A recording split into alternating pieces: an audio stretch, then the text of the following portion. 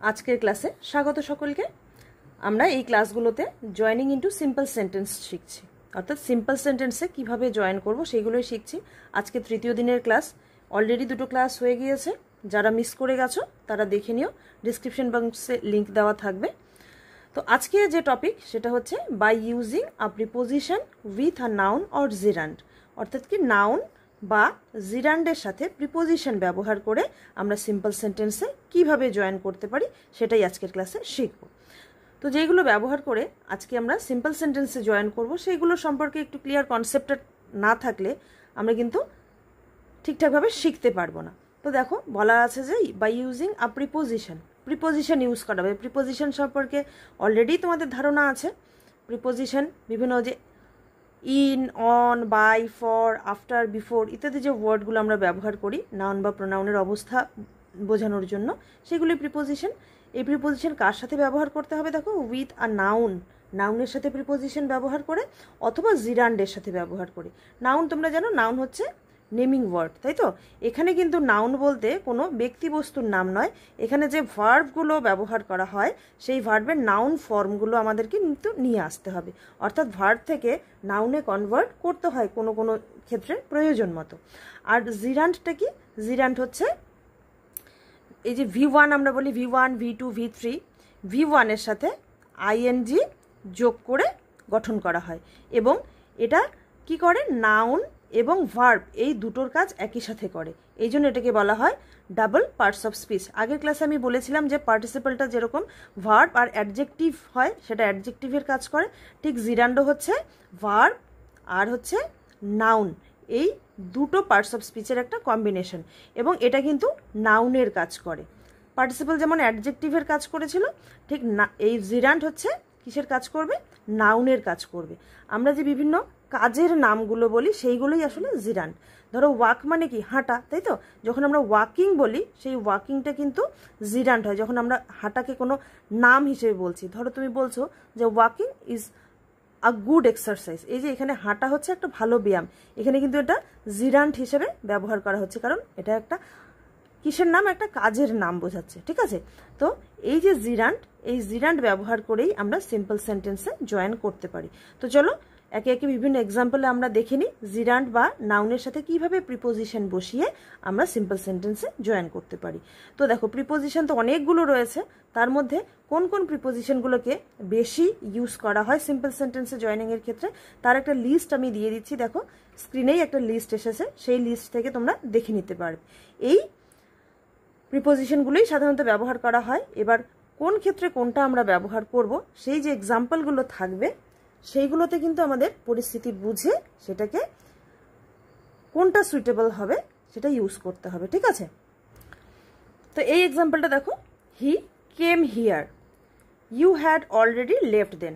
প্রথমে আমাদের নিজের মাতৃভাষায় এটাকে বুঝে নিতে হবে মানেটা কি বোঝাচ্ছে। মানেটা না বুঝলে তো আমরা ঠিকঠাকভাবে সিম্পল সেন্টেন্সে জয়েন করতে পারবো না। তো এটার মানে কি হচ্ছে? হি কেম হিয়ার, সে এখানে এসেছিল। You had already left then, ততক্ষণে তুমি চলে গিয়েছিলে। তাহলে দেখো এই ক্ষেত্রে আমরা কি ব্যবহার করতে পারি।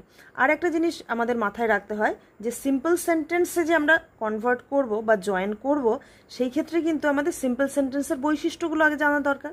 সিম্পল সেন্টেন্সের বৈশিষ্ট্য কি? সিম্পল সেন্টেন্সে একটা মাত্র মেইন ক্লজ থাকে। একটা মাত্র মেইন ক্লজ মানে সেখানে একটা সাবজেক্ট থাকবে আর একটাই ফাইনিট ভার্ব থাকবে। তো যে সেন্টেন্সগুলোকে আমাদের সিম্পল সেন্টেন্সে জয়েন করতে হয় সেইগুলো প্রত্যেকটাই আলাদা আলাদা সেন্টেন্স, প্রত্যেকটাতেই আলাদা আলাদাভাবে ফাইনিট ভার্ব থাকে, তাই না? সেই ফাইনিট ভার্বগুলোকে একটাকে রেখে বাকিগুলোকে কিন্তু নন ফাইনিটে আমাদেরকে কনভার্ট করতে হয়। তো এখানেই আমাদের বুদ্ধি করে কিন্তু করতে হবে। তো চলো এই ক্ষেত্রে আমরা কোনটা ব্যবহার করতে পারি আগে বাংলায় বুঝে নেই। হি কেম হিয়ার, সেখানে এসেছিল। You had already left then, ততক্ষণে তুমি চলেই গিয়েছিলে। তো এই যে দুইবার কথাটা না বলে আমাদেরকে একবারে বলতে হবে, তাই তো? তুমি প্রথমে বাংলাতে সরল বাক্যে এটাকে কনভার্ট করবে। বাংলায় সরল বাক্য করলে কি হবে? দেখো আমরা বলতেই পারি এরকম যে তুমি চলে যাওয়ার পরে সে এখানে এসেছিল, তাই না? He came here, you had already left then, এই যে অলরেডি লেফট দেন তুমি ততক্ষণে চলে গিয়েছো, তাহলে কি তোমার চলে যাওয়ার পরে সে এসেছিল, তাই না? এইভাবেই কিন্তু আমরা ইংরেজি সেন্টেন্সটাকেই করব। তো এইটার ইংরেজি যদি আমরা করি তাহলে কি হবে চলো দেখে নিই। তো দেখো উত্তরটা কি হলো? He came here after your departure. সে এখানে এসেছিল, আফটার মানে পরে, ইয়োর ডিপারচার তোমার চলে যাওয়ার পরে। হ্যাঁ, এই ডিপারচার শব্দটা আমরা কোথায় পেলাম এটা আমাদেরকে একটু ভাবতে হচ্ছে। আফটার তো আমরা ব্যবহার করলাম প্রিপোজিশন হিসেবে, ডিপারচার কোথায় পেলাম? এই যে লেফট যে ভার্বটা রয়েছে এটা হচ্ছে লিভ। এই লিভ ভার্বেরই পাস্ট পার্টিসিপল ফর্ম হচ্ছে লেফট, যেহেতু এখানে হ্যাড রয়েছে, হ্যাডের পরে V3 হয়। এই যে লিভ ভার্বটা, এই লিভ ভার্বেরই নাউন ফর্ম হচ্ছে আমাদের ডিপারচার, তাই তো? কোথাও কোথাও কিন্তু এইভাবে আমাদেরকে বুদ্ধি করে নিয়ে আসতে হবে, ঠিক আছে? তো আগের যে সেন্টেন্সগুলো আছে সেই সেন্টেন্সগুলো সব ওয়ার্ড যে আমাদের ব্যবহার করতে এরকম ব্যাপার নেই। তো কোথায় কতটুকু আমাদের নিতে হবে সেটা যত প্র্যাকটিস করবে তত দেখবে বুঝতে পারবে, ঠিক আছে? তো চলো পরের এক্সাম্পল কি রয়েছে দেখে নিই। পরের এক্সাম্পলটা কি রয়েছে দেখো, হি ইজ ইল, সে অসুস্থ। হি স্টিল ওয়ার্কস, তা সত্ত্বেও সে কাজ করছে বা তবুও সে কাজ করছে। এখানে কি ওই আগের আফটার ব্যবহার করতে পারবো আমরা? নিশ্চয়ই করতে পারবো না। তো এই জন্যই বলছি যে যে সেন্টেন্সগুলো আমাদেরকে জয়েন করতে দিবে সেইগুলোর মিনিংটা নিজের ভাষায় আগে বুঝে নিয়ে সেটা সিম্পল সেন্টেন্স কিভাবে হতে পারে সেটা আগে একটু ভেবে নেবে, ঠিক আছে? এখানে বিফোর আফটার আমরা ব্যবহার করতে পারছি না, ব্যবহার করলে কিন্তু ঠিকঠাক এটা হবে না, তাই না? তো দেখো বলেছে হি ইজ ইল, সে অসুস্থ। হি স্টিল ওয়ার্কস, তবুও কাজ করছে। সে কাজ করবে না অসুস্থ অবস্থায়, এটাই স্বাভাবিক। তো এই ক্ষেত্রে আমরা কি ব্যবহার করতে পারি? বাংলায় আমরা কি বলবো? যে সে অসুস্থ হওয়া সত্ত্বেও কাজ করছে। এখন দেখো এই যে অসুস্থ ছিল, বলা ছিল যে হি ইজ ইল, সে অসুস্থ। এখানে অসুস্থ, আর আমাদের যখন সিম্পল সেন্টেন্সে বা সরল বাক্যে বলতে হচ্ছে কি তার অসুস্থতা সত্ত্বেও। তাহলে দেখো অসুস্থ থেকে অসুস্থতা শব্দটা আসছে, তার মানে কি এখানেই আমরা অ্যাডজেক্টিভ থেকে নাউনে কিন্তু পরিবর্তন করেই ফেলেছি, তাই না? তো সেই ক্ষেত্রে উত্তরটা আমাদের কি আসছে দেখি। তো উত্তরটা কি হবে? In spite of his illness he works. এখানে এই দেখো ইন স্পাইট অফ, এটা একটা কিন্তু প্রিপোজিশনাল ফ্রেজ, ঠিক আছে? শুধু কখনো কখনো দেখা যায় কি যে শুধুমাত্র প্রিপোজিশন ব্যবহার করে হয় না, তখন আমাদেরকে প্রিপোজিশনাল ফ্রেজ নিয়ে আসতে হয়, ঠিক আছে? এই ইন স্পাইট অফ মানে কি তা সত্ত্বেও বা সত্ত্বেও। তাহলে in spite of his illness, তার অসুস্থতা সত্ত্বেও হি ওয়ার্কস, সে কাজ করে, সে কাজ করছে। তো যে দুটো এক্সাম্পল আমরা এতক্ষণ আলোচনা করছিলাম, এখান থেকে আমরা কি শিখলাম? যে যে সেন্টেন্সগুলো দেওয়া থাকবে সেই সেন্টেন্সের সিম্পল সেন্টেন্সে করার জন্য কোন প্রিপোজিশন বা কোন প্রিপোজিশনাল ফ্রেজ সুইটেবল হবে সেটা আমাদের কিন্তু আগে বুঝে নিতে হবে, ঠিক আছে? সেজন্যই বলছি যে প্র্যাকটিস করতে করতেই কিন্তু এটা হবে। এই দু একটা এক্সাম্পল দিয়ে কিন্তু হবে না, এটা বারবার আমি বলি যে প্র্যাকটিস কিন্তু করতে হবে নিজেকে। এর পরের এক্সাম্পলটা দেখো, she made a promise, she kept it also. এই সেন্টেন্সে দেখো মেড রয়েছে, তাই না? মেড আমরা জানি তৈরি করা, মেক মানে তৈরি করা, কিন্তু এখানে মেড কিন্তু তৈরি করা নয়। তুমি সেন্টেন্সটার বাংলা মানে করলেই বুঝতে পারবে। শি মেড আ প্রমিস মানে সে প্রমিস করেছিল। শি কেপ্ট ইট অলসো, সেটা রেখেও ছিল।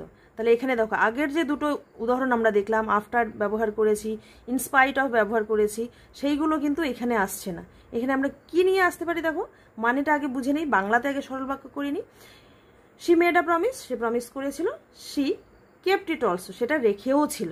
তাহলে আমরা বলতে পারি যে প্রমিস করার পাশাপাশি সে সেটাকে রেখেছিল, তাই না? তো এই ক্ষেত্রে আমাদের সুইটেবল প্রিপোজিশন হবে বিসাইডস। তো দেখো উত্তরটা কি আসছে, besides making a promise she kept ইট। এখানে যে বিসাইডস মানে হচ্ছে পাশাপাশি, অর্থাৎ কি প্রমিস করার পাশাপাশি, এই অর্থে আমরা নিয়ে আসলাম। আর মেকিংটা আসলো এই যে মেড ভার্ব আমাদের ছিল, এই মেডের ফার্স্ট ফর্ম মেক, তার সাথে আইএনজি যোগ করে, অর্থাৎ এখানে জিরান্ড ফর্ম ব্যবহার করতে হলো। তাহলে besides making a promise she kept ইট হয়ে গেল এটার উত্তর। চলো আরেকটা উদাহরণ দেখিনি। এখানে দেখো হিজ ফ্রেন্ড ডায়েড, তার বন্ধু মারা গিয়েছিল। হি হার্ড দ্য নিউজ, সে সেই খবরটা শুনেছিল। হি ওয়েপড বিটারলি, সে খুব বাজেভাবে কান্না করেছিল। সেটাই স্বাভাবিক, তাই না? তো এখানে দেখো তিনটা সেন্টেন্স রয়েছে। এই তিনটা সেন্টেন্সকে আমরা কিভাবে সিম্পল সেন্টেন্সে জয়েন করতে পারি? আমি আগেই বলেছি কি যে সিম্পল সেন্টেন্সে আমাদের একটা ফাইনিট ভার্ব রাখতে হয়, বাকিগুলোকে নন ফাইনিটে আমাদেরকে কনভার্ট করতে হবে। তো এই যে তিনটে সেন্টেন্স রয়েছে এটা কিন্তু খুব একটা কঠিন নয়। দেখো তুমি যদি একটু বাংলায় করার চেষ্টা করো পারবে নিজেই। হিজ ফ্রেন্ড ডায়েড, তার বন্ধু মারা গিয়েছে। হি হার্ড দ্য নিউজ, তাহলে এই যে তার বন্ধুর মৃত্যুর খবর শুনে সে কি করেছিল, হি ওয়েপড বিটারলি, সে খুব খারাপভাবে কেঁদেছিল। এটাই আমরা ইংরেজিতে করব কি, যে তার বন্ধুর মৃত্যুর খবর শুনে সে খুব বাজেভাবে কান্না করেছিল বা খুব কান্নাকাটি করেছিল। ঠিক আছে, তাহলে এখানে দেখো এই যে ডায়েট ছিল, ডায়েট মানে কি মারা গিয়েছিল, এখান থেকে কিন্তু আমরা মৃত্যু কথাটা পেলাম। মৃত্যু কিন্তু হচ্ছে তার নাউন ফর্ম, তাই না? তো চলো এটা ইংরেজিতে কিভাবে আসতে পারে দেখে নিই। তাহলে দেখো উত্তরটা কি হচ্ছে, on hearing the news of his friends death he wept bitterly. যে বাংলা কথাগুলো আমি বললাম তারই ইংরেজি করলাম, যে তার বন্ধুর মৃত্যুর খবর শুনে সে খুব কান্নাকাটি করেছিল। এটাই আছে অন হিয়ারিং, এখানে অনটা হচ্ছে প্রিপোজিশন হিসেবে আসছে।